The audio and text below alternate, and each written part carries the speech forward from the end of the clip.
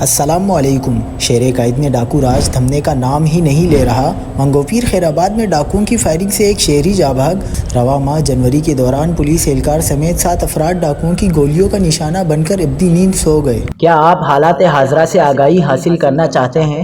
خبر کے پیچھے چھپے اصل حقائق جاننا چاہتے ہیں تو ابھی سبسکرائب کیجئے جلمل پاکستان کو اور ساتھ ہی گھنٹی کے نشان پر کلک کر دیں۔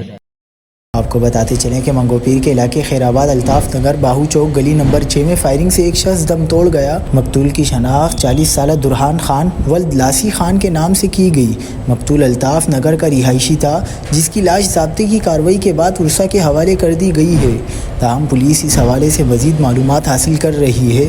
دوسری جانب سرجانی ٹاؤن کے علاقے کنیز فاطمہ سوسائٹی میں ڈاکوؤں نے لوٹ مار کے دوران مزاحمت پر 27 سالہ نقیب کو فائرنگ کر کے زخمی کر دیا، جسے طبی امداد کے لیے عباسی شہید اسپتال لے جایا گیا۔ رواں ماہ جنوری کے دوران پولیس اہلکار سمیت 7 افراد ڈاکوؤں کی گولی کا نشانہ بن کر ابدی نیند سو